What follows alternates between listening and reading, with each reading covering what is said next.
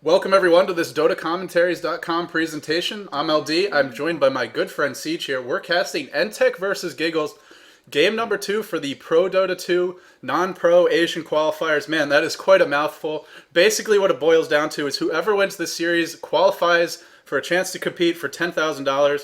They'll be competing not only against teams from Asia, but if they do well enough, they'll eventually be going up against the best and brightest from Europe and America. Game number 1 was quite a game. If you have not watched it, stop what you're doing right now. Go watch that VOD, which will be up by the time that I post this. What a fantastic game. Sure, this isn't Navi. This isn't, any sort of absolute top tier team, but man, that game was fantastic to watch. Siege was with me there every step of the way. The picks are coming out pretty quickly this time around. But coming into this game, spoiler alert, Giggles actually down one game, and nTech is leading 1-0, even though going into the series, at least from what I was told, Giggles was the more accomplished team, having beat Mineski recently on land. So Siege, first of all, let me just say, that game 1 was something. That was a huge game. A whole lot of action. Not very manly action, but still action enough. And straight to the bans then. Oh, I Giggles apologize. is badly going for Shadow Demon first ban, which is kind of weird considering he wasn't picked to ban last game. Maybe they know something about nTech strategy that I don't. Oh, yeah, I apologize, guys. The scoreboard was incorrect, so let me update that now. And nTech is leading 1-0. nTech is on the Dire. Giggles is on the Radiant. That's correct, right, Siege? I think that's correct. Yeah, Giggles is on the Radiant. I like the Darkseer ban, man. That hero. I don't think I've ever seen a Darkseer with more farm in my life. Max inventory, the only item that could have been arguably replaced at that point was a Vanguard. Holy crap. He was so hard to kill, they didn't bother to give him an Aghanims, or they didn't bother to give him the Aegis or the Cheese, even though he was probably their most important hero at that stage of the game. Because they knew he was immortal. He had 36 armor, 2,800 health. Of course, he had Surge, he had Vacuum, so many ways to escape and survive. They just gave the Cheese to the Windrunner, the Aegis to the Night Stalker, and the rest was history. Lycan let's bring us back to this game. So Lycan makes it through the banning stage. He's going to be immediately first picked. Interesting to see him not get banned, and those respect bans are going to open up the pool a little bit. The Dire didn't really ban anyone unusual. Of course, Invoker, Nature's Prophet, and Chen, very, very strong heroes. You can't argue with banning them. But when you see Lycan slip through and the enemy picks it up first, that's a pretty huge thing to give away. Now, this is going to be a Lycan on the Radiant. And this is important because Lycan is one of the main reasons why teams like to pick him. Of course, he pushes hard, he farms fast. But one of his stronger attributes is his ability to secure Roshan very early on. On the Radiant side, it's a lot harder to get Roshan. You can still do it, but you need to take down early towers. Leshrac and Windrunner the replies. I like these replies quite a bit. Windrunner is a very good hero to have versus Lycan. Of course, if you ever land a Shackle Shot, it's a great initiation. If he tries to go on you, you pop Windrun. And until Lycan gets an MKB, which is quite a big purchase, not something you can count on ever getting, let alone early on in the game, Windrunner is going to be very good at surviving versus him. So I like the pick. I like the Leshrac pick as well. If you try to tower dive her, or him rather, that could be very dangerous. Vengeful Spirit and Tidehunter being picked up. The minus armor will be nice. Synergize as well with the Lycan. Oftentimes you'll see Lycan go for something like a medallion, for not only for the quick Roshan, also for pushing and jungling faster. That's going to synergize nicely with the Wave of Terror, the Vengeance Aura, and of course the Gush. So a very strong physical damage lineup coming here. Let's see how they continue to build their supporting cast. Will they go for more physical damage, or will they divert a little bit? I'm going to pause to take a quick sip of Gatorade here, as Shadow Shaman is the third pickup. A squishy hero, but again, more disables, more pushing power. Shadow Shaman is actually a pretty good pickup versus a Lycan. Until he gets his BKB, you can just disable him and hold him down. Dire team ban. Radiant team ban. Okay, I think the teams are correct, but if they're not, Jaywalker will let me know. I believe they should be fixed now. Venomancer gets banned, Earthshaker gets the axe, and Pugna, interestingly, gets banned. I like the Pugna ban. He's not a common pick, but not only is he a good pushing hero, and therefore good to have on the same team as Lycan, not only is he a strong solo, he's also really good against casters. That Nether Ward is just devastating, especially versus Shadow Shaman, against Leshrac. A very, very scary hero to be up against. A very smart ban. I think that's, a little bit off the beaten path, but nTech definitely showing that they know their stuff, at least in terms of counters to their lineup. Also going to ban Queen of Pain, and oh man, I'm excited. Batrider makes it through the pool. He's going to be picked up. I like this Batrider pick for a couple of reasons. He's a very strong laning hero, and he'll be good against anyone that he matches up against on the Dire side if it's 1v1. It also denies a strong counter to the Lycan, because Batrider is traditionally, especially in the Chinese scene, picked up as a counter to Lycan. He can gank him early. He can also shut down his jungling. And of course, even if Lycan gets a BKB, you can still blink in and net him. You can Firefly over hills to avoid him if he's chasing you. So he's a pretty well-rounded and versatile hero, and also a strong counter to Lycan. But if you pick him up, then the enemy team's not going to be able to pick him. So they're denying him. However, Beastmaster's on the pool. This is the other common way to counter Lycan. Again, these are heroes that have ultimates that go through BKBs, and they are long disables. Siege, are you back with me yet? Yep. Okay. So Siege has returned. What are your thoughts so far on the draft? It's a pretty good lineup from the Dire, in that they can take care of the Lycan early on. If they get a good snowball going with their allstar, then they might be able to outpush a Lycan team. As for their last pickups, I don't know if they would want to go for the all-in push with maybe Enchantress. Do an offensive counter jungle. You know, I was actually thinking the exact same thing.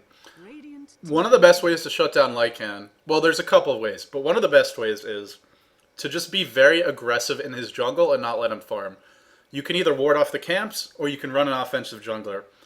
Of course, in theory, Lycan can rotate to your jungle, but that's going to put him in a vulnerable position. One of the weaknesses of this Radiant lineup is they don't have the best heroes to go help Lycan if he gets into trouble. Batrider really wants to sit in his lane. He's not going to be very strong leaving it until he hits level 6. Vengeful Spirit, not very good range, not very good harassment. She's not a jungler either. Tidehunter's okay, but again, another hero that really needs to get leveled up. So I think they have the potential to shut down this Lycan early. The other way they can shut him down is just by out-pushing him and forcing his team to either give up towers or fight with an underleveled Lycan, which of course you don't really want to do that either. So while the Radiant goes for a lot of burst damage, a lot of team fight, a lot of disables, while the Dire does that, the Radiant going to be looking to hold on here, go for a bit more of a mid game. I think it's really up to this Batrider. Can he get things done early? Can he take some of the pressure off of the Lycan and slow down all of these very snowball-oriented, momentum-oriented, aggressive early game heroes on nTech's side? Also, Siege, if you can, turn up your volume a little bit? Or speak a little louder.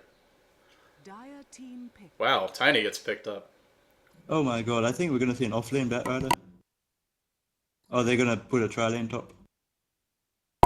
What do you think about the tri-lane with Tiny on the top lane with Batrider mid, Lycan solo bot?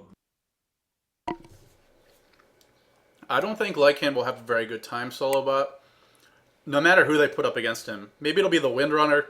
It could be a dual lane with the Leshrac or Sand Cane. I expect we're going to see the following, and this might change depending on their last pick. I think we're going to see Shadow Shaman mid, Windrunner bottom, Leshrac and Sand Cane in the safe lane. Batrider in the off lane is normally really strong, but up against Leshrac plus Sand Cane can beat him easily. They do more damage. They have good initiation. I mean, the range on Sand Cane's Burst Strike is low. They pick up Black Hole. So there's your reliable... I was actually going to suggest Enigma pickup for the Radiant as their last. This gives them even more good early game. Enigma, people love to see him for the big black holes and think he's more of a team fight hero. He's actually one of the strongest early game heroes. We'll talk about that more in a second, but let's go ahead and introduce the players. I'll introduce the Dire, then you can introduce the Radiant. Ice B-Boy going to be handling that Shadow Shaman. He is saving for Bottle going mid. Jack on that offlane Windrunner. Looks like he's going for a quick Rin of Basilius.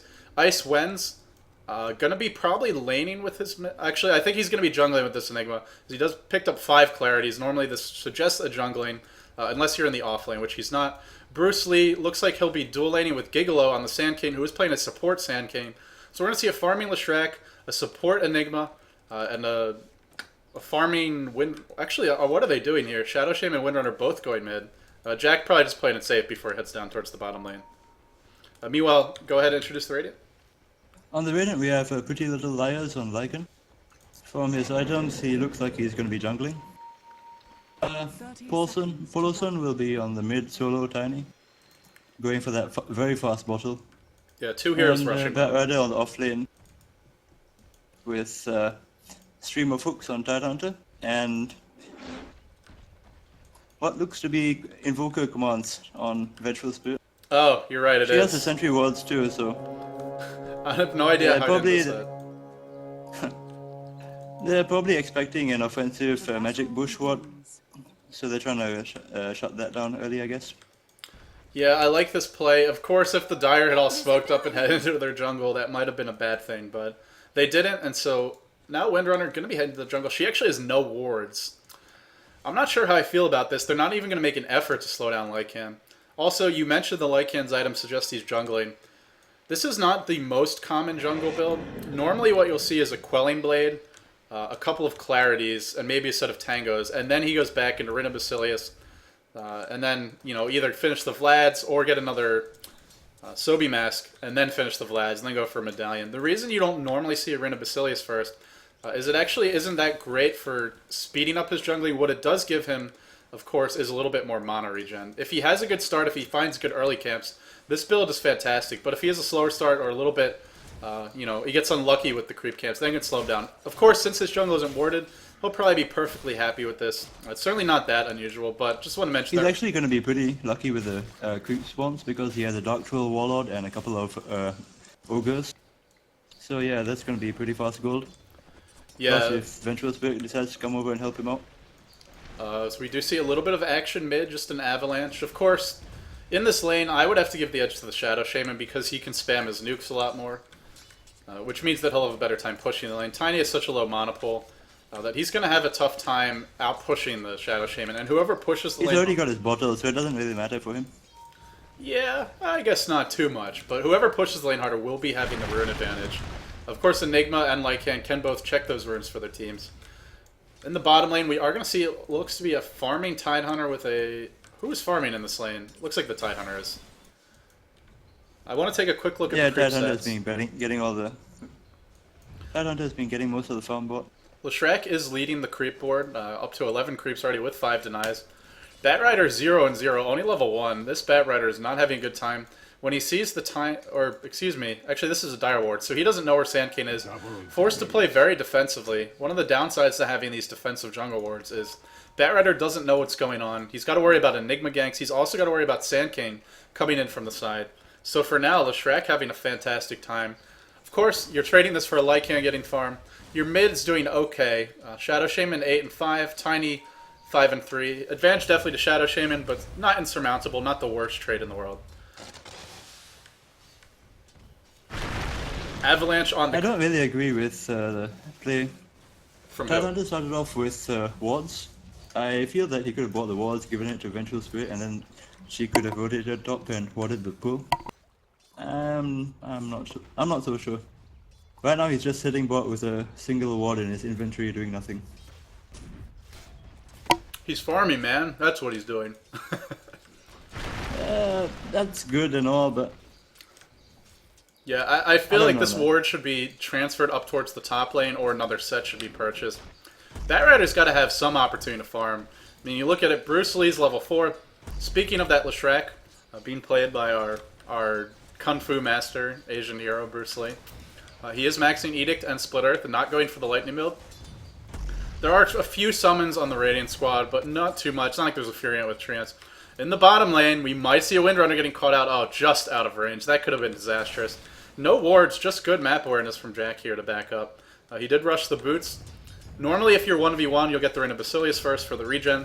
But of course, when you're dealing with a lot of missing heroes like this, definitely want to rush the boots. It's one of the best ways to stay alive, is just to stay out of initiation range. And good play by the Windrunner. Smart item selection so far. It's a bit of a trade here. I want to say it's better for the Dire in terms of the, at least in terms of their safe lanes. I'd rather see a farmed Leshrac and a Sandcane than a farmed Tidehunter and a Vengeful Spirit. But of course, Lycan for Enigma, it depends. I mean, it's ultimately going to come down to if that Enigma's effect or not. Meanwhile, action on the bottom lane. Windrunner in a lot of trouble. Eats the magic missile. Nothing was saved to stop that Windrun, so she's just going to walk away. Big waste of Tiny's time. Lycan is doing the best he can in the meanwhile to get some EXP mid. Oh, Shadow Shaman, one creep away, or maybe 2 creeps away from getting that level 6 ultimate. With this big wave, he could have easily pushed down the tower. Now he's got the ult, thanks to those wolves. Sorry I missed it. First blood on the bottom lane. Or was that in the... No, that was on the top lane, actually. Batrider got picked off. Windrunner was the reply, so kill trades coming out. Obviously, the team with first blood going to be slightly happier about that, so slight advantage to the Dire. Perhaps more importantly, we might see Lycan die in the middle lane. Nope, he's going to be okay. Wards are dropped. No more bottle charges on Rasta or on Shadow Shaman here, unfortunately. Tower slowly being damaged down. Meanwhile, there is a trade being attempted in the bottom lane. I think it's time for Tiny to head back mid, though. That was so close to being a one shot. Structures are fortified. Yeah, I actually came there a little bit late on my camera. Don't think I caught it. Batrider does lose his tower. Man, every time I see Leshrac, tower goes down within the first 5 to 6 minutes. Well, I guess the first game we cast said that wasn't the case, but the vast majority of the time. Of course, he's good at pushing, but it's just crazy how teams don't even try to slow him down. Not only did he get the tower, he's farming well, 26 and 10. Shadow Shame, everyone on the Dire except for... In fact, there's nobody below 14 creeps. That's pretty impressive. Batrider might be in some trouble. Malefice to initiate. Split Earth to follow. Cancels the Split Earth. Now he's going to hit it. Edict coming out. Gotta say, this is looking pretty good right now for nTech, getting off to a fast start, getting the tower. Most importantly, keeping Batrider down. Tiny with the failed gank, also not having a great start. Just boots and bottle, nowhere close to a Blink Dagger or upgraded boots. But most importantly... His ganks actually paid off twice. They killed Windrunner twice, and they might be able to get the tower spot. Yeah, But, that's they're true, but gonna he spent a lose the lot of tier 2 time. top. He spent a lot of time out of the lane, during which time Shadow Shame has been pushing it, so I wouldn't say that's a great trade for the Dire, but they'll take it, especially when they're also getting this top tier 2. Enigma actually out-leveling Tiny here. This is the power of a jungle Enigma. Batrider wants to initiate. Avalanche, toss only hitting 1, though, did not hit the Enigma. They could turn this around if the chase continues with that black hole, or maybe attempt it. Leshrac gonna TP out. Toss is gonna get the toss off. Down he goes. Tiny suddenly looking very effective. What was I talking about? Pick up yet another kill. Somewhat to my chagrin. Sand King is gonna start making his presence felt. He's hiding out in the magic bush spot here. This could be dangerous if he gets spotted. Lycan up to 1,200 gold. Decent farm. Good levels. Already level 6. This is a very strong pace to be setting on Lycan. And this is normally what happens when you leave the jungle completely unwarded. On the top lane, Batrider goes down again. This Batrider is getting completely shut down. A lot of the Chinese players, I forget exactly who it was, but I remember I read an interview with one of them where they said that they really prefer to put Batrider in a safer lane where he can farm, because a Batrider with a fast Blink Dagger, a fast level 6, is so devastating. We're not going to see that this game. This Batrider is completely shut down. All he's managed to farm is boots, nowhere near any sort of tank ability items, nowhere near a Blink Dagger, not even having his ultimate yet, in a solo lane, 7.5 minutes in. That's not where you want to be. Meanwhile, you look at Shadow Shaman level 8, Enigma level 6. Who else is interesting? Leshrac level 6, almost level 7. Action on the bottom lane. I'm not even giving Siege a chance to talk this game, or at least the teams are... Ravage coming out, hitting 2. I think we're going to see 2 kills. Batrider going to be happy to clean these up if he gets it. Oh my god, Sand King lives. How did that happen? That was a huge blunder. Should have chased for that. Vengeful Spirit might escape as well, though. That would be worth it. Batrider getting hexed up. He's going to... And then Shackled. He's going to go down. Enigma dropping a black hole and nothing. All he gets is creeps. And the game gets paused. Siege, you with me? Strategic pause from the Dire. Just want to enjoy this black hole.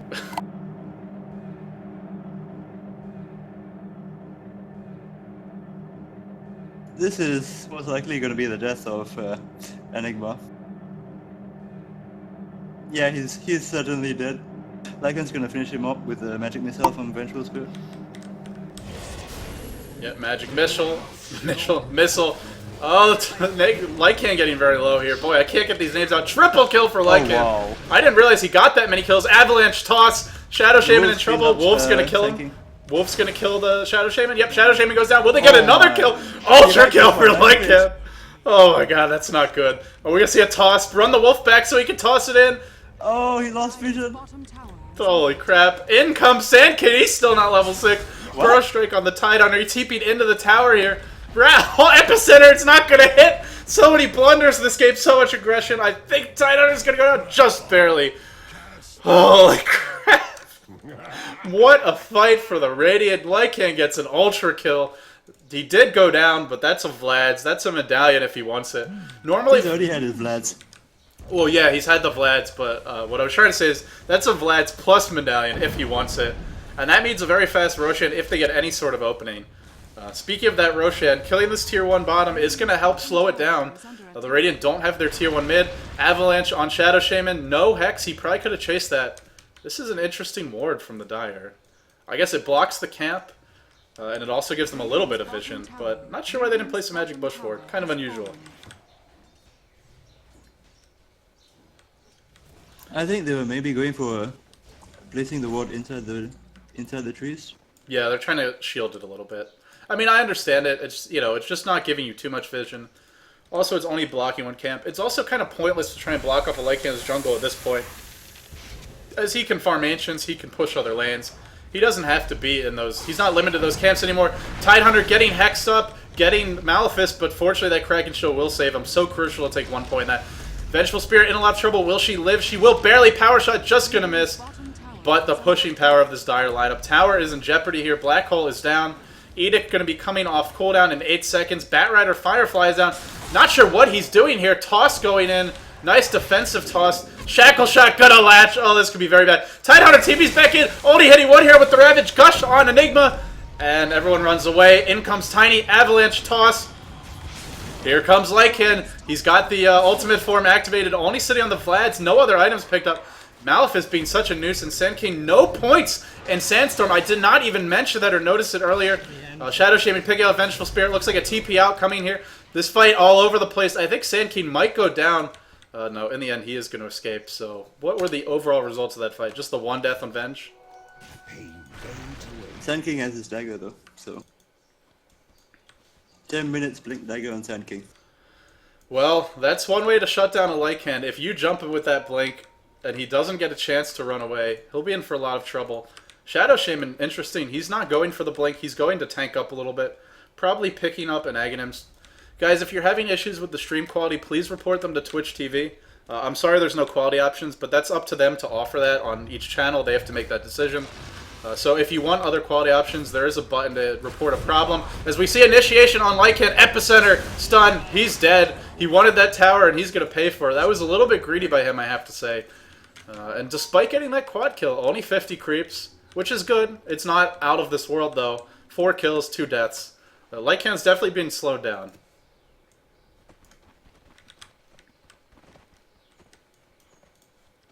I'm not sure what the goal for 50 neutral kills is, but I think it's definitely less than if you were laning it. Yeah, generally you will be killing smaller creeps, especially early on. They give less gold. If you were killing like 50 centaurs, you'd have more, but of course that's not what he's doing. Leshrac easily going to clean up this tier 2 bottom. I gotta say, nTech is looking strong. They're taking advantage of their lineup. It's pushing power, ganking power, burst damage. They're not letting the Radiant farm. They're not letting Tiny get anywhere near his Blink Dagger. And this Batrider, who was shut down early, so defensive in his item build. He's picking up a Cloak. I feel like a Vitality Booster might be a little better here, but he needs both. You know, he needs that magic resistance. He also needs HP. Oh, Enigma, is he going to get away? Tiny just not able to pick up the kill. TP on the high ground, he'll be just fine. Wow, that's unfortunate. The break's just really not going the way of the Radiant this game. If Tiny had a point in his ultimate, he probably would have picked up that kill. A lot of pros like to get that 1 point and grow just because your toss will hit harder, you chase a little bit better because your move speed's higher, and you right-click harder. But in the end, he'll be getting that on the next level. Looks like the Dire want to go for Roshan. This is a bold move. Of course, they have a decent map control. It's pretty fine for them because they have Enigma ult up, and the walls are dropped too, so yeah. They're pretty safe in doing Rosh.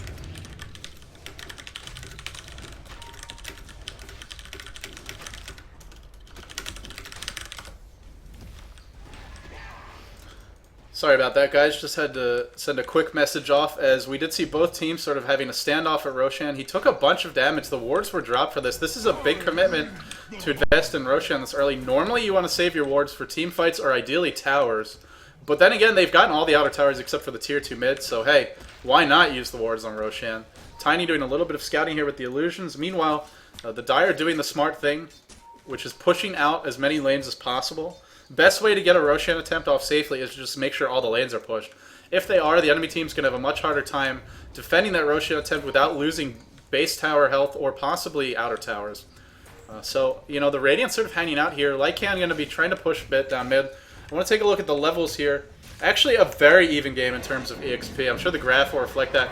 Very small differential. Tiny trying to backstab. He wants to focus Enigma. Tosses it back to Venge. Magic Missile. Epicenter only hitting one hero. In comes the Ravage, but not before a bunch of damage was done. Sinking finally has that 1-point Sandstorm. He's going to be hiding. Tiny might be the prize here. In the end, looks like it's going to be a 2-for-1. Maybe more Leshracs on the chase. Split Earth in 3 seconds. Shackle not going to latch, but they don't need it to latch. They just need to slow down this Tidehunter. He's going to drop, in the end, a 3-for-1. And Enigma didn't even have to use his Black Hole in that fight. Speaking of that Enigma, he's got 1,500 health. Probably just needs to tank up. I don't think a Blink Dagger is the answer to this game. I think that he should go for a Vitality Booster and into a pipe, maybe. Or maybe a Mechanism, because they don't have one of those either. But yeah... Windrunner should be going for the mech, I think. Yeah, she hasn't picked anything up yet. Of course, she could be going for it. But we'll have to see. She hasn't committed yet to an item. Let's take a look at the gold graph. It's a 10,000 gold lead in the Dire's favor. I mean, the score's 9-12, so you'd expect maybe it's a little bit closer. But hey, what do you expect from 5 tower advantage? Yeah, the tower advantage is 1 huge. tower getting denied too. Yeah, that's true. Ultimately, it comes down to the towers. Lycan trying to finish off mid, which I believe is already deniable. Glyph gets popped. Wolves are dead. Another tower denied. Gonna go the way of the Dire. Hey, the Radiant get 500 gold for it. Blink Dagger on Shadow Shaman. Even more initiation. I don't know. Lycan went back for the medallion. I mean, normally I like this choice on Lycan, but I feel like at this point, there's no way you're getting Roshan with all your outer towers pretty much gone. You need a BKB to do anything in this game. There's just too many disables and nukes. So, Lycan normally a strong hero, but, you know, the way that the Dire are playing, they're just... He could get initiated on. Yep, DD, Shadow Shaman looking for him. Wolf form is popped. That's huge this early. It's got a long cooldown at level 1, and then it goes down dramatically at level 3. From 100 seconds down to 40, so that's almost 2 minutes where they won't have it.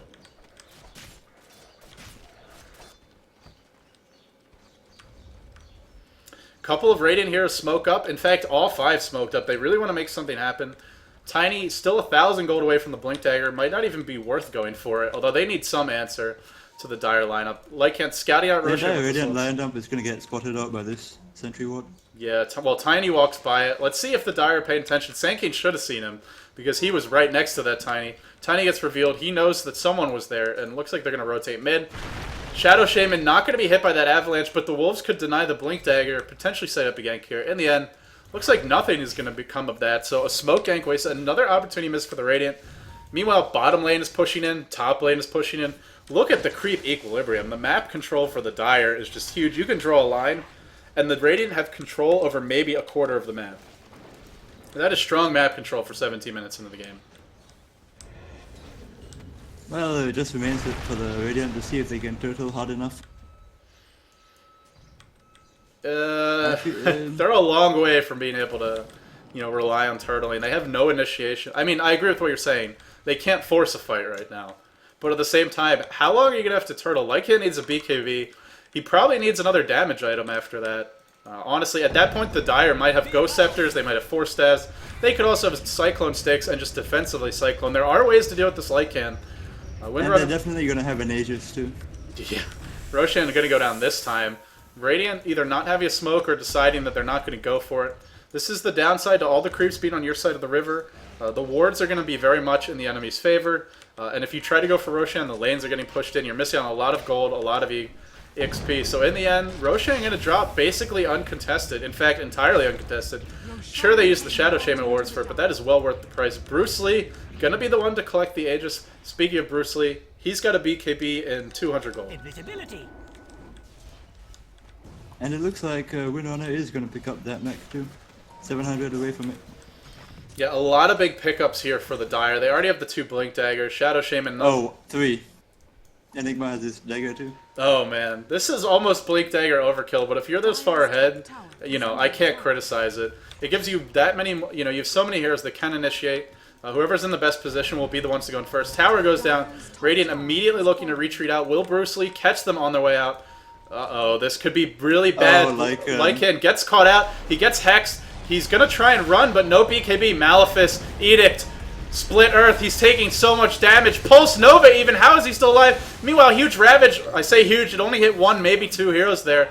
Lycan did go down in the end. Definitely a good trade for the Radiant. Black Hole is still up. Will they even use it? There just hasn't been a need for Black Hole yet this game. Tiny in a lot of trouble. Tiny's going to go down. Batrider going to go down. Power shot. Leshrac cleans him up. Oh, man, this Dire lineup looking strong right now. Still, again, they did not have to use the Black Hole. They didn't even have the Shadow Shaman Wards. Epicenter was used. I didn't really catch what it hit. Maybe it got canceled, but in any case, it didn't do too much. And crucially, the Aegis was not used. That was, I don't know, a bit of a misplay, but like, I think he was trying to cut his way into the woods and TP up, but oh well. There's such a big gold advantage right now that I don't really see a way for the Radiant to pick up any teamfight items and win one.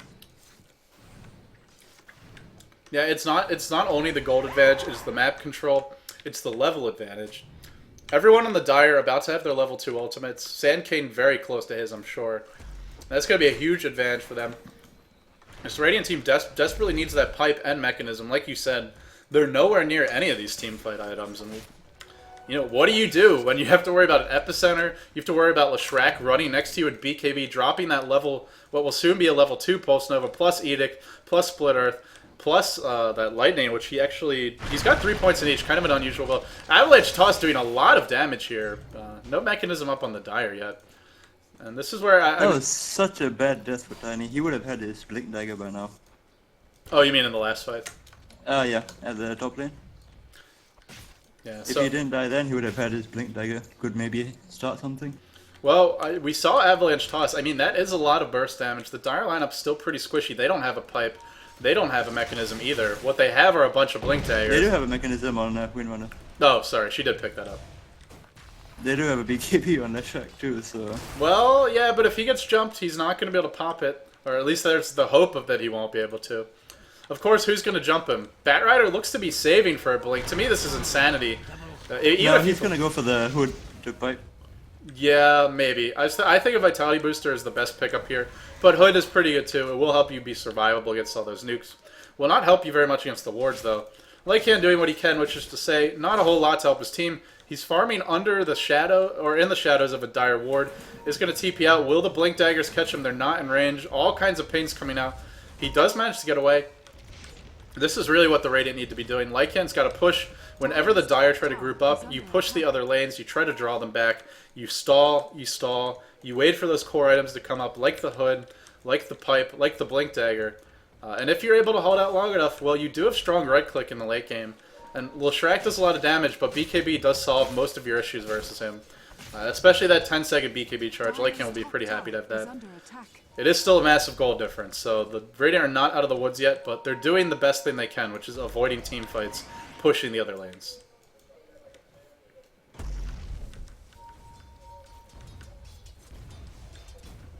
As the Dire are making another go on the middle lane here. Shadow Shaman Wards are up. Let's see if they drop them for the tier 2. I think it would be worth it. You know, sometimes you want to save them for the next tower, but with everyone on the Radiant alive, that could be dangerous. Tiny looking for an opening. He's got that Blink Dagger. If he picks someone off, this could be huge. Shadow Shaman blinks in. BKB on Leshrac. Tidehunter ultimate hitting nothing. Oh, Ravage. No, excuse me, Epicenter coming in, hitting 2 heroes. Power Shot pierces through them, cleans them up. A lot of damage. Triple kill for Leshrac. Unfortunately, they just didn't get the jump on him. It's nice if you can chain stun him, but Shadow Shaman spotted them at the last second. I'm not sure. I don't think the ward spotted it. Actually, this ward might have given them just the vision they needed. Whether the ward saw them or it was just quick reactions, either way, Bruce Lee showing off his lightning-fast reflexes there, completely turning the fight in their favor, and a decent Epicenter as well. As we are going to see this Invoker fan getting picked off. Not having a good time today is Vengeful Spirit. Tier 2 will be the prize, and they could maybe go for Tier 3. Mechanism will be coming online in 12 seconds. Bruce Lee still has the Aegis. I think they should continue this push. You don't have to worry about Ravage. I guess Tiny has a good amount of burst. Lycan did not even show up to that fight, by the way. Or if he did, I missed it. I think he's just farming. He's trying to finish BKB. In the end, the Dire are going to back off. He was trying to come around and backstab them, but that failed horribly. Yeah, during that time, everyone died. Lycan can backstab, but not if everyone dies. Without that BKB, there are too many stuns. That was a very poor initiation. Yeah, I agree. What do you I mean, what do you think they can do differently? All they really have is the Tiny with a blink. I would like to see Tiny toss in Tidehunter, which I think they were going for in that fight. Yeah, that was what happened, but there was just not enough enemy heroes around Tidehunter to make it worthwhile. And Bruce Lee got off the BKB instantly. Yeah, it is. The one downside to tossing him is during that time you have a second or so to react and pop the BKB. Kind of what you need to see is the toss, and then Tiny immediately blink in himself. Initiation on the middle lane. Tidehunter probably going to be going down here, eats the Malphits, eats the Shackles. This will come off soon, but it's not going to matter. Tidehunter in a lot of trouble. Offensive Burrow Strike on Vengeful Spirit. Defensive Fire, or what is that called against? Flame Break coming out from Batrider. Vengeful Spirit in a lot of trouble here. It looks like she should be able to get away. Split Earth goes out. Oh man, the Dire just playing this picture-perfect game right now. Whenever they see nTech, whenever they see anyone out of position on the Giggles side, they immediately jump them. They picked an aggressive lineup, and it's just great to see a team pick a lineup and then show how to play it properly. On the high ground, Tiny is standing, but he will instead blink back defense or TP back defensively. Looking for that blink stun. I don't think it's going to be enough. Was the epicenter canceled in that fight? Oh my god, big black hole coming out. A bunch of heroes in a lot of trouble here. Lycan does have his BKB. He's doing what he can. Is he going to get one kill? He will get at least one Ravage on a bunch of heroes. Good Ravage coming out. Toss. Avalanche. Is there an Avalanche? 1 second. Epicenter doing a ton of damage. Too much team fight coming out from the Dire here.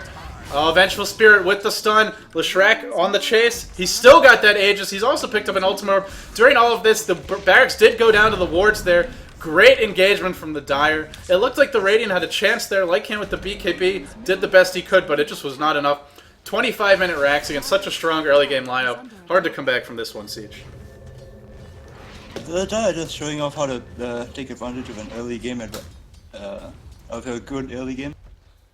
You ward up, you control all the lanes, you farm the jungle, and then you punish them every time they leave their base. Yeah, yeah, there's some really great play coming out from the nTech. Yeah, I have to say I am very impressed. I had not heard much about them, but I could definitely see them, you know, not only competing with the non-pro teams, but if they keep this up, even with maybe with some of the pro teams. Of course, they don't have, at least as far as I know, they don't have too much of a track record coming into this game, but this is some high-level play. I love these high ground wards that they placed as well. I actually didn't catch if they placed them during the fight. I believe they were after the racks went down. Only the one where the melee racks was placed after the fight. The others were earlier. Yeah, and of course, one of the nice things about these wards is once you have them down, with the enemy tower being down in the middle lane, you can smoke up and go onto their high ground. And if they're out of position, if you can blink onto someone mid, you can get pickoffs that way. And then, hey, the top racks are only a few short steps away. So I love these aggressive wards. You know, you talked about securing that advantage and extending it. Well, this is just the next step in doing so. I actually can't see much hope for the Radiant lineup right now. Yeah, I have not shown the gold graph that much, guys, but that's A, because there's been a lot of action, and B, because there's not a whole lot to see. This is just a very, very, very one-sided game. It looks like it's about a 17,000 gold advantage, maybe 16,000. A lot more than you want to see. The EXP advantage, equally bad. Oh, man. And, you know, we're getting close to the level 3 ultimates now for the Dire squad. One Shadow Shaman, Sand King, Enigma, Leshrac. When they have their level 3 ultimates, that's going to be really bad. I thought I heard a black hole there, but no, that's just me getting confused. I was going to say, what am I missing? But in fact, black hole is on cooldown. Once that black hole comes up, looks like they might go for another set of racks. I still don't think the Radiant can stop this fight, but hey, they're going to do the best they can. Coming into this fight, I suppose we should check, is there any item progression on the Radiant? Nothing really of note on the Lycan. Blink Dagger on the Batrider.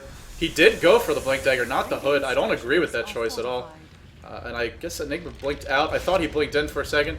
Edict plus Ward, so much damage. Nice Ravage.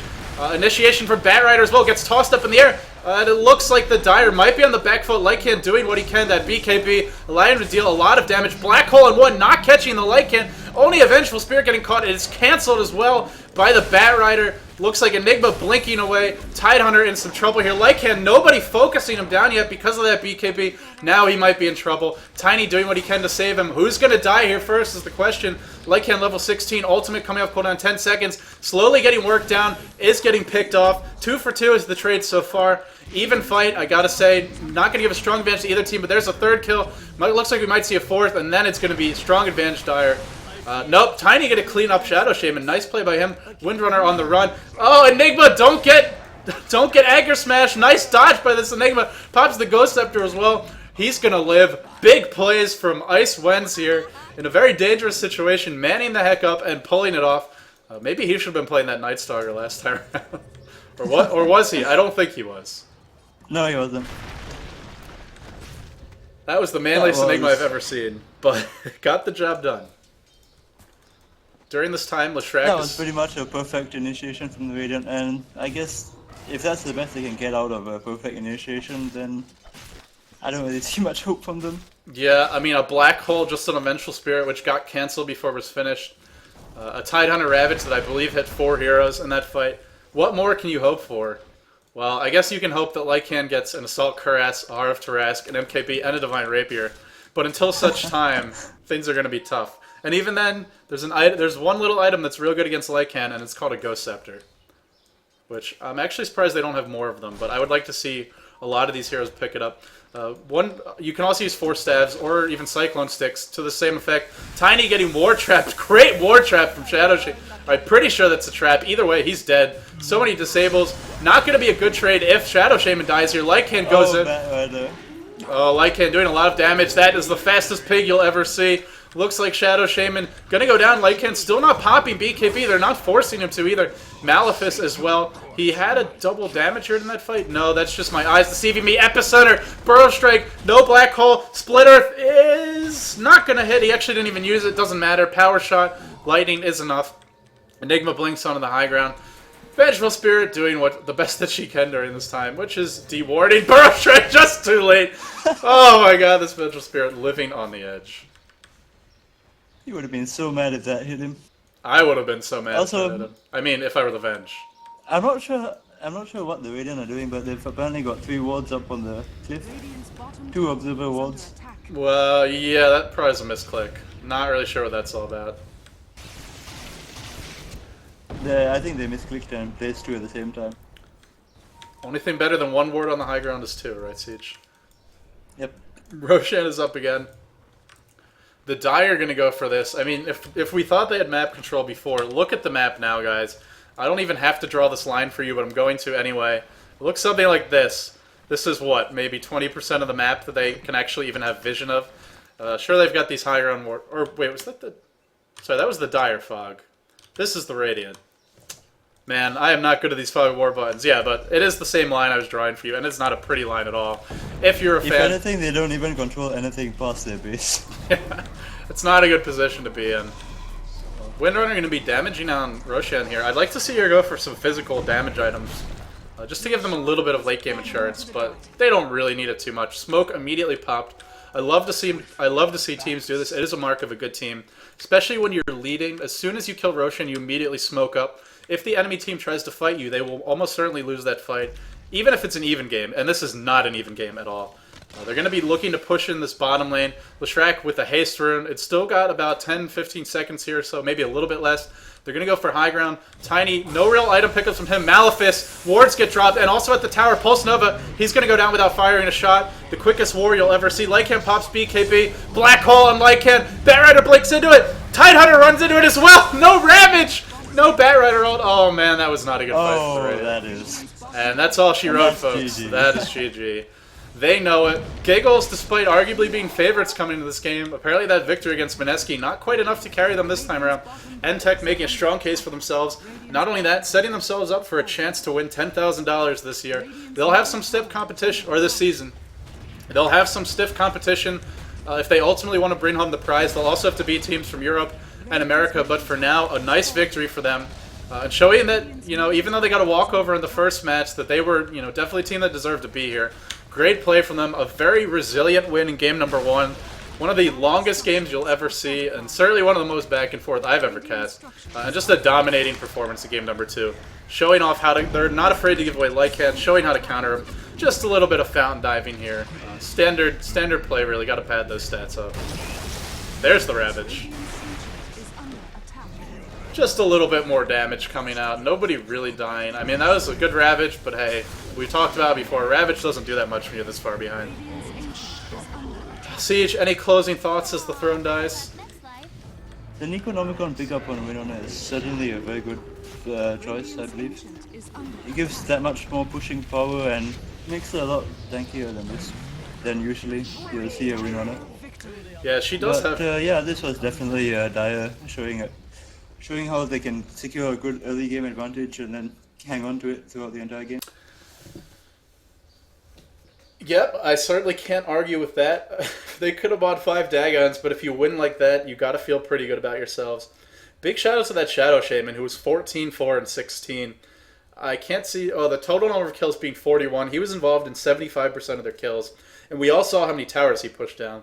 The wards were huge. Great play by nTech. In the end, they will take the series 2-0. I'm LD. If you joined in the middle of the cast or you're not familiar with me, I am a caster for DotaCommentaries.com. I was joined today by Siege. You can check all my stuff out at ldDOTA.com. I also have a YouTube, a Facebook, a Twitter. You can find links to them there, but if you want to go directly to those, they're all /ldDOTA. Pretty easy to find my stuff. I'll also put some links in the channel and throw my splash screen up. Siege, thank you very much for joining me. Siege is new to this casting thing, but it seems like a lot of you guys enjoyed his casting, so hopefully we'll see more from him in the future. Anything you want to plug? Oh, it's all my pleasure. So yeah, thanks so much for inviting me.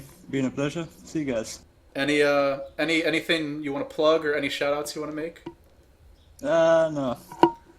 I'll be sure and give the shout-outs when I actually have some sponsors. Siege is looking for sponsors, so there's a shout-out to all the big computer companies out there. AMD, Intel, Samsung. Keep your eyes on this guy. He is certainly an up-and-coming rising star in the Dota scene. Guys, that is going to do it for this broadcast. Siege, thanks for joining me. I will most likely be casting the Premier League with Luminous in an hour or so. Not sure about that, but you can find out about that at DotaCommentaries.com. The stream will be there. At the very least, he will be casting it, so I highly recommend you check it out. If you enjoyed the stream, please support me, subscribe to my channel, and let Twitch TV know that you want video quality options, because right now I don't have them. Sorry to those of you who had any issues with the video quality, but I will be uploading the VODs, especially that game number 1 to my YouTube. Man, that was such a good game. So again, thanks for joining me. I'll leave the stream up for a little bit, just so you guys can check out my links and stuff, put on some music. But for now, that's going to do it for the broadcast.